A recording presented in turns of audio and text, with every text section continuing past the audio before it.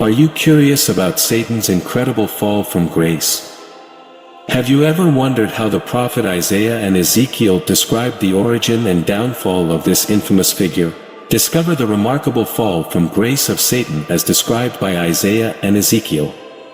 Journey into the ambition, pride, and rebellion that led to his downfall. Uncover the lessons we can learn from his story. Don't miss this captivating exploration. Watch now for a deeper understanding of Satan's fall from grace. Satan's fall from grace is truly remarkable. To gain a deeper understanding, let's explore how the prophet Isaiah and Ezekiel described the origin and downfall of Satan.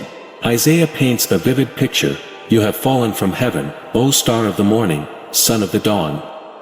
You have been cut down to the ground, weakening the nations. In your heart, you said, I will ascend to heaven, raise my throne above the stars of God, and sit on the mount of assembly in the remote parts of the north. I will ascend above the heights of the clouds and make myself like the Most High. But in reality, you will be brought down to Sheol, to the remote recesses of the pit. Isaiah 14 verses 12 to 15. Ezekiel adds to the astounding image, you were in the garden of God, adorned with precious stones. Ruby, topaz, diamond, beryl, onyx, jasper, sapphire, turquoise, and emerald, all skillfully crafted. You were the anointed cherub who covers and protects, placed on the holy mountain of God. You walked amidst sparkling jewels, blameless in your ways, until unrighteousness and evil were found in you. The abundance of your trade led to lawlessness and violence. Thus, you were cast out as a profane and unworthy thing from the mountain of God, and I destroyed you, O covering cherub, from amidst the stones of fire. Ezekiel 28 verses 13 to 16. The fall from grace of Satan is an extraordinary event worth exploring. Let's delve into the descriptions provided by the prophets Isaiah and Ezekiel, shedding light on the origin and downfall of Satan. Isaiah vividly portrays the scene, O star of the morning, son of the dawn, you have fallen from heaven. Cut down to the ground, you have weakened the nations. In your heart, you aspired to ascend to heaven, raising your throne above the stars of God, and sitting on the mount of assembly in the remote parts of the north. You desired to ascend above the heights of the clouds, making yourself like the Most High.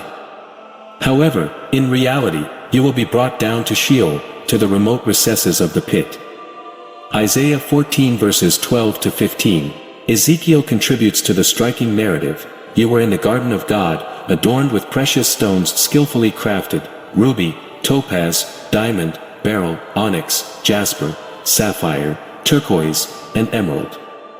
As the anointed cherub who covers and protects, you were placed on the holy mountain of God. Walking amidst sparkling jewels, blameless in your ways, until unrighteousness and evil were discovered within you. The abundance of your trade led to lawlessness and violence.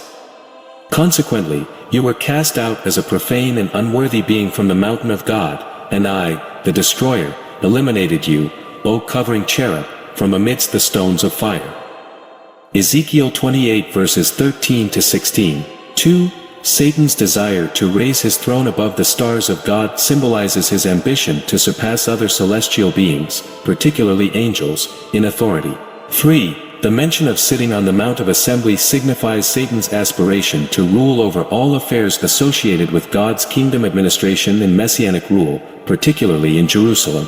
4. Satan's statement of making himself like the Most High represents the culmination of his self-assertion and rebellion. It reveals his audacious aspiration to be equal to God, driven by pride and self-absorption. As a result of his rebellion, Satan underwent a profound change from a once perfect being to an imperfect one, losing the holiness derived from his creator and succumbing to corruption. 5. Satan's pride and rebellion led to the corruption of his mind. His own pride and self-importance drove him to seek what rightfully belongs to God.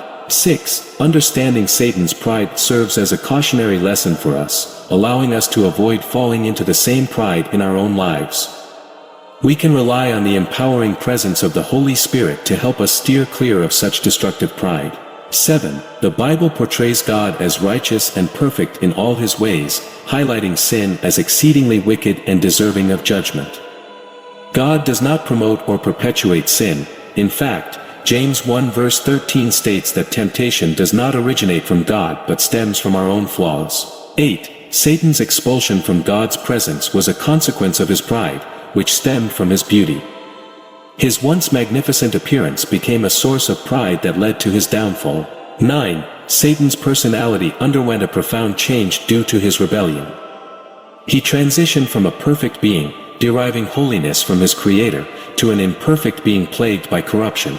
10. The Bible does not provide a specific moment for Satan's fall, but based on biblical evidence, it can be inferred that Satan and his angels fell after the original creation of the heavens and the earth.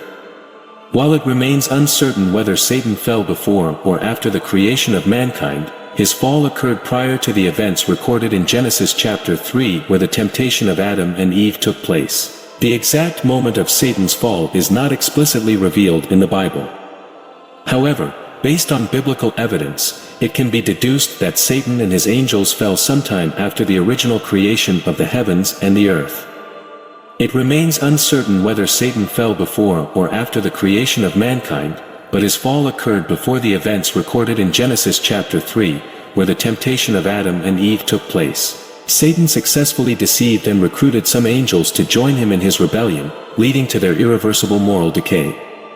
After their seduction, there was no turning back, and they were doomed to a life of sin and destruction. Revelation chapter 12 verse 4 symbolically describes how a third of the stars of heaven, representing the angels, were swept away by Satan, the dragon, in his attempt to thwart God's plans. It is essential to remember that the Bible, which portrays the inception and existence of evil, also portrays God as completely righteous and perfect in all his ways. God views sin as exceedingly wicked and deserving of judgment. He does not promote or perpetuate sin, as stated in James chapter 1 verse 13. Temptation does not originate from God but arises from our own flaws. God is beyond temptation and does not tempt anyone. Satan's beauty became a source of pride that ultimately led to his expulsion from God's presence.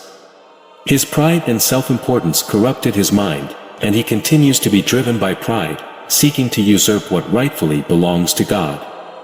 Understanding Satan's pride serves as a cautionary lesson for us, enabling us to avoid such pride in our own lives through the empowering presence of the Holy Spirit. Thank you for joining us on this captivating exploration of Satan's fall from grace as described by Isaiah and Ezekiel. We hope you gained valuable insights. Stay tuned for our next video where we delve even deeper into this intriguing topic.